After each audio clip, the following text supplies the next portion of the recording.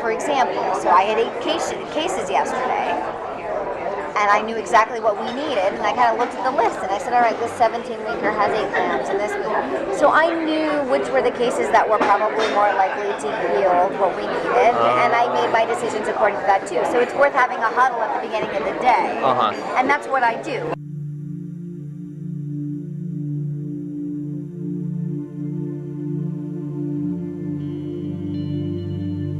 I never did, but I think I've witnessed some of the other technicians work with the doctors. I remember I was on my day off and I went on my laptop and popped up and they were working, and I saw a message saying that the doctor had aborted a fully intact fetus. Fully intact, and StemExpress was sending it straight to the lab. I literally have had women come in and they'll go in the OR and they're back out in 3 minutes, and I'm going, what's going on?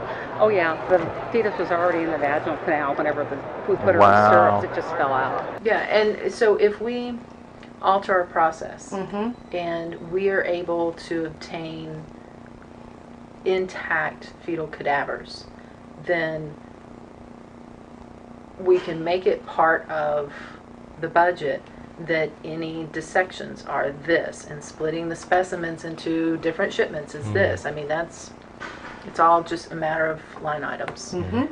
Usually they want both hemispheres intact with the brainstem, which usually doesn't happen. They'll take like an 80% intact or 70% intact, then you have to contact them and see if that would be okay. Got a rate-limiting step of the procedure is calvarium. Calvarium, the head is basically the biggest part. Most of the other stuff can come out intact. Right. It's very rare to have a patient that doesn't have enough dilation to evacuate all the other To bring the body cavity out, intact and all that. And with the calvarium, in general, some people will actually try to change the presentation so that it's not vertex. Because when it's a vertex presentation, you never have enough dilation at the beginning of the case unless you have real huge amount of dilation to deliver an intact calvarium. So if you do it starting from the breech presentation, there's dilation that happens as the case goes on, and often the last you can evacuate an intact calvarium at the end. So I mean, there are certainly steps that can be taken. So they can convert to breech, for example, at the start of the... Exactly. Under ultrasound guidance, they can just change the presentation. Okay. I was training with Jessica in the Alameda, and I've been doing it for a few weeks, so I kind of knew what I was doing, but kind of not. And it was really busy, and one of the doctors came in and she looked really frustrated. The medical assistants were with her, and I don't know, it's my deal to listen and see what's going on, and the doctor just says, if she can't calm down, I can't do the abortion. Like, and I can't medicate her. Something like that, and she was just distraught. The other thing that plays a tremendous part in this all is the dilation that you've obtained, and also how lack of a better word, how cooperative the patient is during the procedure. Finally, the woman, she calmed down, and the doctor went in to perform the abortion. Takes a little while, and I'm in the hallway. I see the jar come out, goes into the path lab, and Jessica, I can hear her, is preparing it, rinsing out the jar, rinsing out the linen wrapping that catches it, dumping it in the strainer, rinsing it off, putting water in the pie dish, and getting it ready for the doctor. So then I hear her call my name. Hey, Ollie, come over here. I want you to see something kind of cool. This is kind of neat. So I'm over here, and this is the moment I see it, I'm just flabbergasted. This is the most gestated fetus and closest thing to a baby I've seen. And she's like, okay, I want to show you something. So she has one of her instruments, and she just taps the heart, and it starts beating. And I'm sitting here, and I'm looking at this fetus, and its heart is beating. And I don't know what to think. Is there still circulation in the heart once you isolate it? So, so there are times when after the procedure is done that the heart actually is still beating. They induce fetal demise at about 20 weeks, 18 to 20 weeks, and so they inject digoxin into the fetus. Right. I was actually going to ask you about it because I want to make sure there's no digoxin on my sample. No. Providers who use digoxin use it for one of two reasons. There is a group of people who just use it so that they have no risk of violating the federal abortion ban. If you induce a demise before you do the procedure, nobody's going to say you did a live, whatever the federal government calls it, a partial birth abortion. Whenever you're talking about fully intact fetuses in the context of fetal tissue procurement, those are situations where no feticide, like digoxin or potassium chloride, no chemical like that can be used to kill the fetus beforehand because that poisons the organs and the tissues. Yeah. And so in that case, it's prima facie evidence of born alive infant cases. And it's like, you know why that's happening? And I knew why it was happening. It's because the electrical current was, the nodes were still firing. And I don't know if that constitutes it's technically dead or it's alive. It had a face. It wasn't completely torn up. And its nose was very pronounced. It had eyelids. And its mouth was pronounced. And then, since the fetus was so intact, she said, okay, well, this is a really good fetus and it looks like we can procure a lot from it. We're going to procure a brain. So, the moment I hear something like, that means we're going to have to cut the head open. We're going to have to cut the head open. So, it's like, okay, so what you do is you go through the face. I'm thinking, no, I don't want to do this. And she takes the scissors and she makes a small incision right here and goes, I would say, to maybe a little bit through the mouth. And she's like, okay, can you go the rest of the way? And I'm like, yes. And I didn't want to do this. And so she gave me the scissors and told me that I have to cut down the middle of the face. And I can't even describe what that feels like. And I remember picking it up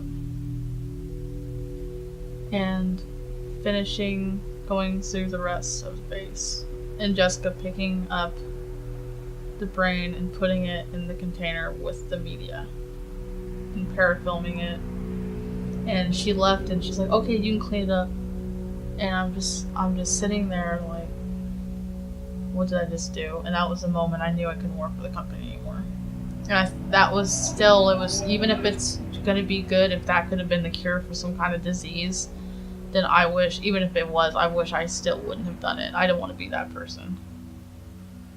And I remember picking, it was a male, I remember picking him up with the gloves because it was too heavy. The pie dish was this, and he was big, the pie dish, and I couldn't take it and put it in the strainer and put it in. I couldn't. It was just too big. And I opened the biohazard container, and it's almost full. It's almost full. I'm holding him in my hands and oh my god, this is just, what am I doing? And I take him, and I put him in, and I remember he got stuck on the lid, and it turned around and his buttocks was in the air and his 2 feet were dangling out, and I remember having to pick each one of his feet up and put him in the container and close the lid. And that was the hardest experience I've had there. I remember holding that fetus in my hands when everybody else was busy and started crying and opened the lid and put it back in. It's just really hard knowing that you're the only person who's ever going to hold that baby. It's weird because I always think of all these scenarios that could happen. I held it, I'm like, man, this could have grown up to be... And I always think about things like that. If this could be a lawyer, this could be a firefighter, this could be the next president. I wonder what... Because you can tell the sex sometimes. I wonder if this, what it would like. I can imagine, I wonder at age 3 if you know, she would like to color.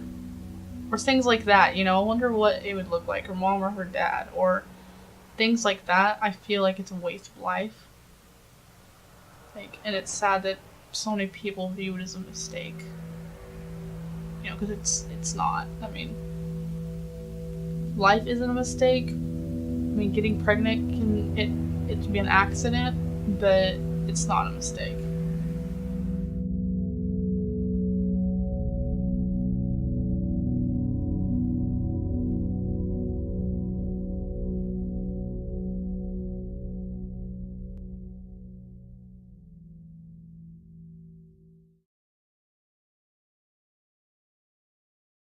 That's what I do.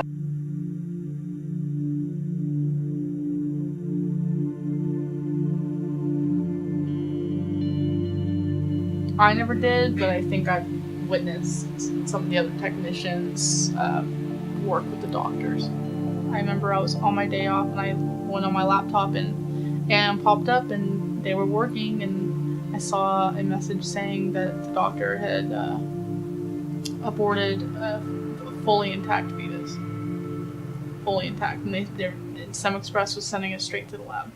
I literally have had women come in and they'll go in the OR and they're back out in 3 minutes. And I'm going, what's going on? Oh yeah, the fetus was already this, and splitting the specimens into different shipments is this. I mean, it's all just a matter of line items. Usually they want both hemispheres intact with the brainstem, which usually doesn't happen. They'll take like an 80% intact or 70% intact, then you have to contact them and see if that would be okay. already in the vaginal canal whenever we put her on syrups, it just fell out. Yeah, and so if we alter our process and we are able to obtain intact fetal cadavers, then we can make it part of the budget that any dissections are. For example, so I had 8 cases yesterday, and I knew exactly what we needed, and I kind of looked at the list, and I said, all right, this 17-weeker has 8 grams, and this. So I knew which were the cases that were probably more likely to yield what we needed, and I made my decisions according to that too. So it's worth having a huddle at the beginning of the day, and that's